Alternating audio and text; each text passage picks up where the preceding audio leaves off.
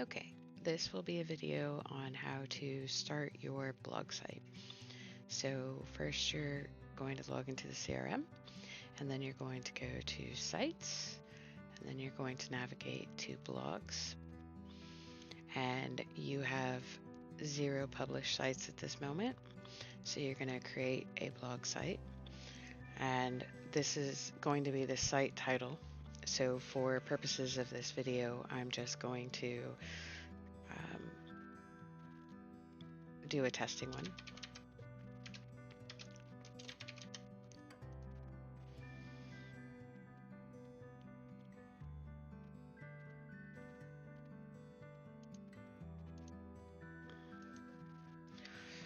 Then you need to give a meta description, and this is going to be things that will utilize SEO keywords to the best of their ability while keeping it concise.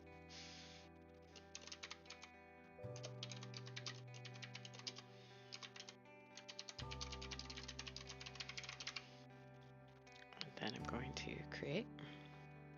Now you can add your own domain, which I can help you walk through because it's going to require you going to GoDaddy. So now you have your test site. You can take a look at what it would look like.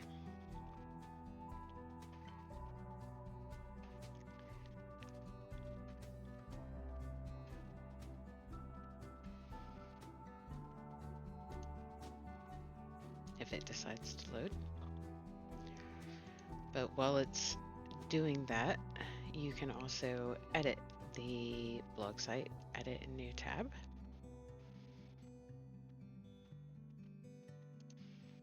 This is still loading, which is fun. So here's a basic template of what it might look like,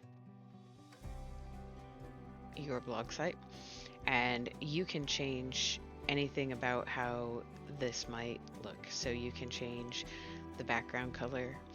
If you know the color of your website, the specific color codes, you can put them in here with my custom colors, but we're just going to pick a standard background color. You can change the background color. You can change the media. So you could upload your own cover photo, etc. Here, you can take a look of what it looks like in desktop mode and in mobile, which I would strongly suggest you do that anyway. And then under the Advanced tab, you can choose things like borders and how wide you want those borders, what color you want those borders. We're going to be obnoxious and do that.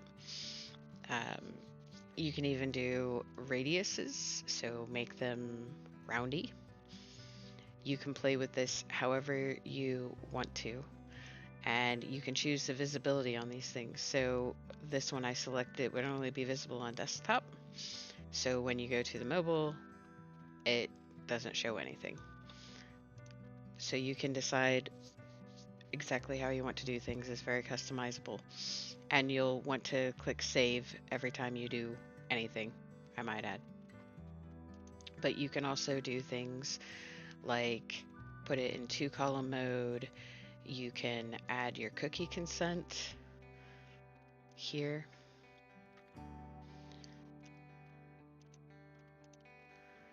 And you can decide how you want the layout of your cookie consent to be. It's here, for example. I would suggest always adding cookies to it. You can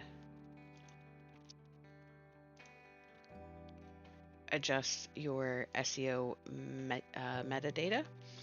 So you can put your keywords in here, you can put your content in, you can put your author, your social images, links and tags, all of that in your SEO metadata. You can determine what the blog pages look like and which one you're on. And it would like you to save things before you switch to another view, but this is what a blog post might look like. And of course, you can change anything you want. But this is just editing through the blog site itself. So that's interesting. Still trying to connect. If you wanted to create a blog post, you first need to put in your title.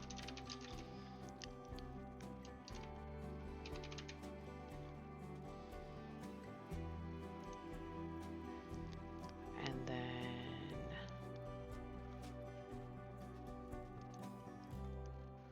let's see, I'll just pick something.